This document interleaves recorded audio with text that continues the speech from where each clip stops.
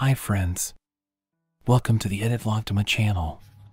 On this occasion, we will share how to optimize your latest tablet into a monster machine for working and video editing. Here we go.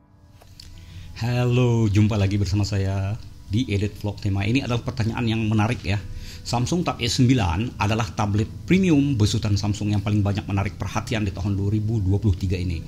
Namun tablet apapun yang dibesut oleh Samsung selalu menarik perhatian pencinta tablet. Samsung selalu memberikan harapan besar kepada pengguna perangkat mobile Android bahwa tablet Android akan berada pada level berikutnya, bahwa tablet Android tidak kalah worth it dengan sebuah iPad Pro sekalipun. Bahkan berkat kemampuan komputasi yang meningkat akhir-akhir ini. Disinilah letak menariknya ketika Apple berhasil membuat tablet mereka yang mereka namakan iPad. Sejauh ini varian iPad Pro adalah varian yang paling kuat. Ia ditenagai oleh dapur pacu yang sama dengan MacBook dan iMac desktop, yakni M1 dan M2. Artinya chipset itu dirancang juga untuk mesin PC namun juga telah dipasang ke iPad Pro. Ini berbeda dengan Samsung Tab S9, baik yang regular maupun yang ultra. Ia masih menggunakan dapur pacu yang sama dengan HP-HP Android premium lainnya, yakni Snapdragon 8 generasi kedua. Chipset ini tidak dirancang untuk mengotaki dan menjalankan aplikasi sekelas PC, namun ia hanya dibuat untuk perangkat genggam Android.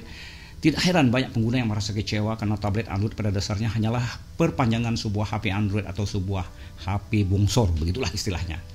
Di sisi software pula, dalam menjalankan aplikasi, improvement Apple diakui lebih stabil, sehingga banyak kalangan profesional membuktikan kombinasi kekuatan mesin dan stabilitas software pada besutan Apple membuat sebuah iPad selalu berada di depan tablet-tablet Android, atau dengan kata lain iPad Pro adalah sebuah tablet yang telah berada di level berikutnya.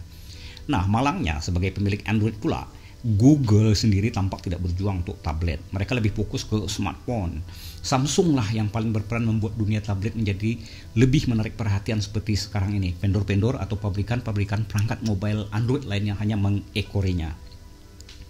Nah, di sini letak menariknya juga. Untuk membandingkan iPad Pro dengan Samsung Tab S9 versi regular, tablet yang paling kuat pada saat ini, karena Tab S9 masih dalam pengiriman, saya harus membandingkan kekuatan chipset dari Tab S9 dan iPad Pro saja yang saya himpun dari beberapa informasi. Mana lebih kuat, M2 atau Snapdragon 8 generasi kedua? Berdasarkan hasil benchmark, M2 lebih kuat daripada Snapdragon 8 generasi kedua. M2 memiliki skor Geekbench 5 single core sebesar 1913 dan multi core sebesar 8972, sedangkan Snapdragon 8 generasi kedua memiliki skor Geekbench 5 single core sebesar 1803 dan multi core sebesar 83. M2 juga memiliki keunggulan dalam grafis. M2 memiliki GPU berbasis arsitektur RDNA 2. Snapdragon generasi 2 memiliki GPU berbasis arsitektur Adreno 7410. GPU RDNA 2 umumnya dianggap lebih kuat daripada Adreno 740. Mengapa? Ya lagi-lagi karena Adreno bukan mesin grafis PC. Itu hanya mesin kelasnya sebuah smartphone. Namun iPad Pro telah menggunakan RDNA 2 yang juga digunakan pada laptop dan PC desktop pada saat ini. Berikut adalah beberapa contohnya: Acer Nitro 5 AN15, Asus ROG, kemudian Dell, HP Omen, HP Omen maksud saya, Lenovo Legion 5 Pro. Berdasarkan hasil benchmark dan keunggulannya dalam hal grafis, M2 jauh lebih kuat daripada Snapdragon 8 generasi kedua. M2 akan memberikan performa yang lebih baik untuk aplikasi-aplikasi yang membutuhkan performa yang tinggi seperti video editing dan juga gaming. Lalu bagaimana jika Snapdragon M1 yang lebih lama dibandingkan dengan Snapdragon 8 generasi kedua, yaitu M1 ya, kita banding dengan Snapdragon 8 Gen 2. Secara umum M1 pada iPad Pro keluaran tahun 2021 lebih kuat daripada Snapdragon 8 generasi kedua. M1 memiliki skor Genspec 5 single core sebesar 1727 dan multi core sebesar 7433. Snapdragon memiliki Genspec single core sebesar 1803 dan multi core sebesar 8038.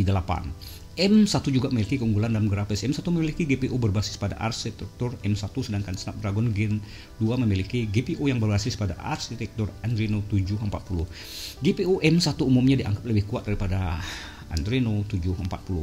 Di atas kertas, walau nampak Snapdragon menang dalam pengujian benchmark, namun M1 memang menang dalam hal kekuatan grafis yang membuatnya lebih cepat dan kuat dalam tugas dan pekerjaan render dan edit video. Artinya jika dihitung secara keseluruhan, M1 lebih kuat daripada Snapdragon 8 generasi kedua dalam hal performa. Namun Snapdragon 8 generasi kedua memiliki keunggulan dalam hal efisiensi daya. Tambahan pula, jika kita harus menggunakan kedua perangkat buat editing video, jelas Tab S9 Ultra sekalipun bukan tandingan iPad Pro M1 yang sudah jadul.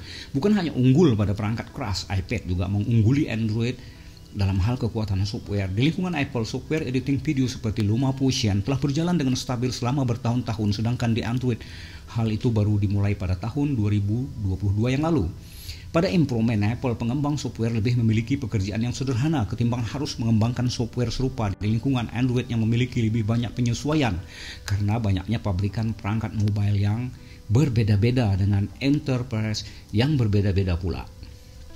Nah, ini tidak mengherankan ketika saya mencoba menjalankan LumaFusion di tablet Samsung Tab S7 Plus pada video-video saya yang telah lalu dan membandingkannya dengan iPad mini 6. Tab S7 Plus memang lebih cepat rendernya, tetapi LumaFusion berjalan jauh lebih stabil pada iPad mini 6. Sedangkan pada iPad 9 yang terbaru ketika dicobakan pada iPad Pro M1 2021 kecepatan render hampir sama, namun stabilitas aplikasi jauh lebih baik dan lebih stabil di iPad Pro M1 tahun 2021 tersebut. Tetapi mengapa LumaFusion? Karena baru aplikasi editor video inilah yang paling grace hingga saat ini, paling simple dan bakal jadi blockbuster editor video di masa depan, dan lagi pula ia telah hadir di perangkat Android. Jadi kesimpulan saya adalah iPad Pro M2 memang telak di atas Tab S9 jika digunakan buat pekerjaan editing atau pekerjaan yang terkait grafis. iPad Pro jelas memiliki mesin kelas PC, sedangkan Tab S9 tidak ada bedanya dengan smartphone, namun dengan layar besar. Walau tidak memiliki fitur DeX seperti Samsung, bukan berarti iPad kalah dalam penggunaan posisi landscape. Terbukti banyak aplikasi Android bahkan tidak compatible pada saat berada di fitur DeX Samsung. Lagi pula, aplikasi Store Apple terdapat banyak sekali aplikasi editor video yang kuat, artinya banyak pilihan, bahkan editor video sekelas PC yang sangat compatible dan stabil pada saat berjalan di iPad dan dengan seluruh sistem iPad OS. Namun bukan berarti Samsung Tab S9 kalah worth it. Ia lebih pada saat membuka aplikasi dan daya baterainya hebat. Dia digunakan menonton dan main game. Saya lebih suka Samsung Tab S9 ketimbang iPad Pro. Namun untuk bekerja, editing video, pekerjaan grafis, menurut pengalaman saya pribadi, iPad Pro masihlah pilihan terbaik dan telah berada pada level berikutnya di depan Samsung Tab S9. Oke, terima kasih telah menonton video ini hingga selesai. Semoga bermanfaat.